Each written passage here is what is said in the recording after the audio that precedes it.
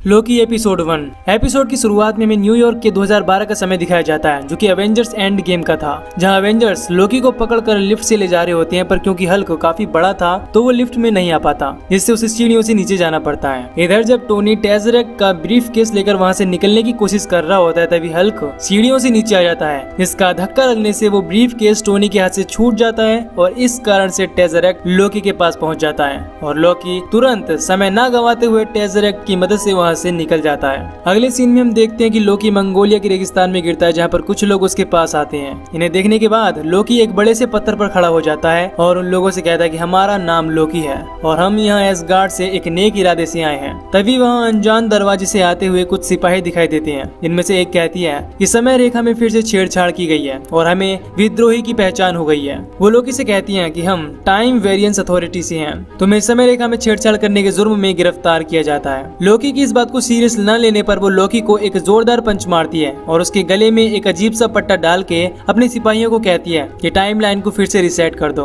इसके बाद वो लोकी को लेकर उसी दरवाजे से वापस आ जाते हैं, जहां पहुंचकर लोकी भागने की कोशिश करता है, लेकिन कमांडर एक डिवाइस की हेल्प से उसे रिसेट कर देती है। इससे वो वापस वहीं पर आ जाता है जहाँ से भागता है। कमांडर वहाँ काम करने वाले एम्प्लॉय को टेज़रेक्ट देकर कहती है कि सबूत के तौर पर इसे नोट कर लो। इसके बाद उसे एक लिफ्ट जैसे कमरे में डाल दिया जाता है, जहाँ एक रोबो उसके कपड़े चेंज कर देता है। इसके बाद लोकी को नीचे शिफ्ट कर दिया जाता है, जहां उसे एक एम्प्लॉय कुछ पेपर देता है और कहता है कि तुमने जो भी अभी तक बोला है उस पर साइन करो। पहले तो लोकी वहां पर कुछ बातें करने की कोशिश करता है, पर जैसे उसकी पेपर्स की संख्या बढ़ने लगती है, वो बिना कुछ बोले चुपचाप उन पेपर्स पर साइन कर देता है। फिर उसे एक और जगह शिफ्ट किया जाता है, जहाँ पर उसके इंसान होने की जाँच की जाती है। इसके बाद उसे एक बड़े से हॉल में भेजा जाता है, जहाँ पर लोकी को टिकट लेने के लिए कहा जाता है। इस पर लोकी कहता है कि हम तो यहाँ 2 ही लोग हैं, टिकट लेने की क्या जरूरत है, पर वहाँ मौजूद गार्ड उसके जोर देने पर वो टिकट ले लेता है। इसके बाद वहाँ पर उस जगह के इंट्रो के लिए एक वीडियो चलाई जाती है, जिसमें ये बताया जाता है कि बहुत समय पहले ब्रह्मांड में अनेक समय रेखाएं थी, जिसकी वजह से ब्रह्मांड में काफी लड़ाई झगड़े और समस्याएं हो रही थी, और इस विनाश को रोकने के लिए 3 समय रक्षकों ने सारी समय रेखाओं को मिलाकर एक शाश्वत समय रेखा का निर्माण किया।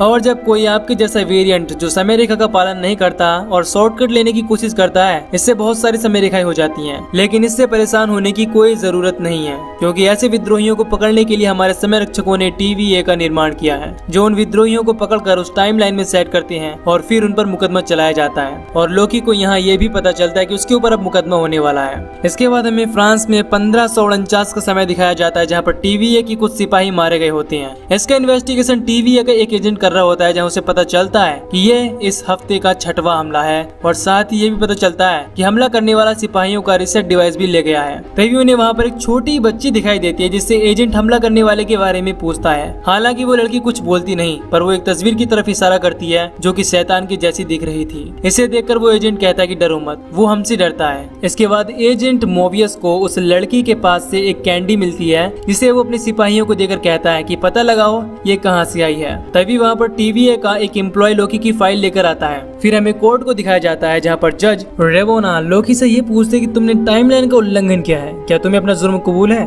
इस पर लोकी कहता है कि आप लोगों को कोई गलतफहमी हुई है, टाइमलाइन में जो कुछ भी गड़बड़ी हुई है वो हमने नहीं, अवेंजर्स ने की है। अगर किसी को सजा मिलनी चाहिए तो वो अवेंजर्स हैं। अगर हमें ही आपके कुछ सिपाही मिल जाए तो हम खुद ही उन्हें सजा दे देंगे। इस पर रेवोना कहती है कि ये मुकदमा अवेंजर्स पर नहीं बल्कि तुम पर चलाया जा रहा है। अवेंजर्स ने जो किया वो उनकी नियति थी, यानी कि वो होना ही था, पर तुमने जो किया वो समय रेखा का उल्लंघन था। लोकी पूछता कि नियति कौन तय करता है। इस पर रेवोना बताती है कि नियति हमारे समय रक्षक यानी कि टाइम कीपर्स तय करते हैं। इस पर लोकी कहता है कि फिर तो हमें उनसे बात करनी चाहिए, लेकिन जज कहती है कि वो अभी बिजी हैं, वो तुमसे अभी नहीं मिल सकते। इसके बाद लोकी अपना जादू इस्तेमाल करने की कोशिश करता है, पर वो ऐसा नहीं कर पाता, जिसे देखकर वहाँ सब हंसने लगती हैं। इसके बाद रेवोना बताती है कि TVA में जादुई शक्तियाँ काम नहीं करती। इसके बाद रेवोना उसे रीसेट करने की सजा सुनाती है। इससे लोकी गुस्सा हो जाता है और कहता है कि तुम लोग 2 कौड़ी के सरकारी अफसर हमें सजा दोगे, तुम्हें हमारी शक्तियों को जरा भी अंदाजा नहीं है। तभी एजेंट मोबियस बोलता है कि मुझे इसकी काबिलियत का पता है। इस पर रेवोना कहती है कि मोबियस क्या तुम वही सोच रहे हो जो मैं सोच रही हूँ? अगर ऐसा सोच रहे हो तो ये बहुत घटिया आइडिया है। पर मोबियस उससे एक चांस देने के लिए कहता है और लोकी को वहाँ से रिसेट होने से बचा लेता है। इसके बाद वो उसे टाइम थिएटर में ले जाता है और कहता है कि मेरा नाम एजेंट मोबियस है और मुझे कुछ सवालों का जवाब चाहिए, और पूछता है कि तुम यहाँ से आजाद हो गए तो तुम क्या करोगे। इस पर लोकी जवाब देता है कि हमने जो शुरू किया उसे खत्म करेंगे। इस पर मोबियस उसका मतलब पूछता है, तो वो बताता है कि वो मिड गार्ड यानी कि पृथ्वी पर राज करेगा।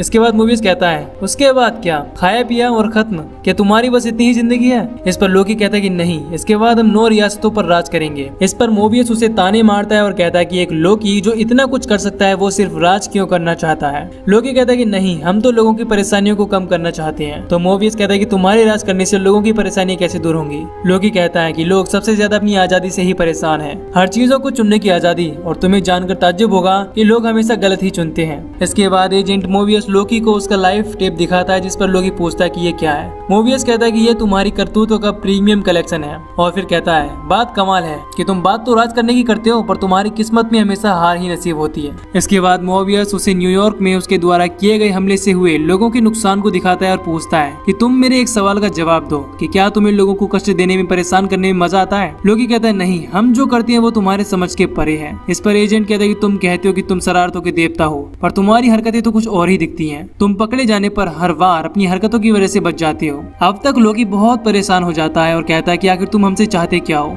तो मोबियस कहता है कि मुझे तुमसे कुछ नहीं चाहिए, मुझे बस ये जानना है कि तुम ये हरकतें क्यों करते हो और मैं शरारतों के देवता को समझना चाहता हूँ। और फिर वो बताता है कि अगर तुम अभी टीवी में पकड़े गए नहीं होते तो एसगार्ड के किसी काल कोठरी में बंद होते। और वो ये भी दिखाता है और कहता है कि तुमने तो अपनी बेवकूफी के कारण अपनी माँ को भी मरवा दिया था। फिर लोकी को उसकी माँ के मरने की सीन दिखाता है जिसे देखकर लोकी को यकीन नहीं होता और कहता है कि ये सब झूठ है, तुम भविष्य कैसे दिखा सकते हो, ये तो हुआ ही नहीं है। इस पर एजेंट बताता है कि टाइम रक्षक यानी कि टाइम कीपर सबका भविष्य लिखते हैं और ये टेप लोगों की पूरी लाइफ को दिखाता है। तभी एजेंट के पास कमांडर आती है और कहते हैं कि कुछ प्रॉब्लम हो गई है, मुझे तुमसे बात करनी है। एजेंट मोबियस लोकी को कहीं ना जाने की हिदायत देकर वहाँ से चला जाता है। इसके बाद हम देखते हैं कि कमांडर लोकी को रिसेट करने के लिए कहती है। इस पर एजेंट मोबियस उसे ऐसा करने से मना कर देता है और जब एजेंट मोबियस वापस अपने केबिन में आता है तो देखता है कि वो लोकी के गले में लगे डिवाइस का कंट्रोल रिमोट भूल गया था, जिससे वहाँ से लोकी गायब हो जाता है। इसके बाद लोकी उसी एम्प्लॉय के पास पहुँचता है जिसे कमांडर ने टेजरेक्ट रखने को दिया था और उससे वो टेजरेक्ट वापस मांगता है और देखता है कि वहाँ पर ढेर सारी अनंत मणियां पड़ी हैं। वो उस एम्प्लॉय से पूछता है कि क्या ये अनंत मणियां हैं? तो वो बोलता है कि हाँ वही है और बताता है कि ये तो यहाँ बहुत सारी पड़ी हुई हैं, हम इन्हें यहाँ पर पेपर वेट के लिए यूज करते हैं। इसके बाद लोकी को एहसास होता है कि टीवी सच में ब्रह्मांड की सबसे पावरफुल संस्था है। तभी कमांडर आकर लोकी पर अटैक करने की कोशिश करती है लेकिन लोकी टेजरेक्ट लेकर यहाँ से फिर से गायब हो जाता है और फिर से टाइम थिएटर में पहुंच जाता है जहाँ वो अपनी पूरी लाइफ को देखता है कि कैसे उसकी माँ मारी गई, जिसे देखकर वो बहुत दुखी होता है। फिर वो देखता है कि वो भी थैनोस के हाथों मारा जाता है। तभी वहाँ पर कमांडर पहुंच जाती हैं और लोकी को मारने की कोशिश करती हैं। तब लोकी उससे कहता है कि मेरे इरादे नेक थे और उस पर अटैक करके टाइम बेल्ट उसके गले में डाल देता है। इसके बाद वो उसे काफी परेशान करता है, जिसके बाद जब एजेंट मोबियस वहाँ आता है तो लोकी उससे कहता है कि लोगों को मारने या उन्हें कष्ट पहुंचाने से मुझे कभी अच्छा नहीं लगा, लेकिन ऐसा करना मेरी मजबूरी है। इस पर एजेंट मोबियस पूछता है कि ये कैसी मजबूरी है? लोकी बोलता है कि मुझे अपनी कमजोरी छुपाने के लिए ऐसा करना पड़ता है। इसके बाद एजेंट मोबियस बोलता है कि मुझे तुम्हारी मदद चाहिए एक टाइम वेरिएंट को पकड़ने के लिए और वो हमारे लोगों को मार रहा है और तुम उसे पकड़ने में हमारी मदद करोगे। इस पर लोकी कहता है कि तुम्हें मेरी ही मदद क्यों चाहिए? मोबियस बताता है कि वो वेरिएंट और कोई नहीं बल्कि तुम खुद ही हो। इसके बाद हमें सेलेना के 1858 का समय दिखाया जाता है जहाँ पर time variance team time line को ठीक करने गई होती है पर उनको कोई बुरी तरह जलाकर मार देता है और टाइम रिसेट डिवाइस ले लेता है और यहीं पर यह एपिसोड खत्म हो जाता है। तो दोस्तों अगर आपको ये एपिसोड पसंद आया तो वीडियो को लाइक जरूर करना और चैनल को सब्सक्राइब भी कर देना। बाकी मैं मिलूंगा आपसे न्यू वीडियो में। Till then take care, love you, bye bye.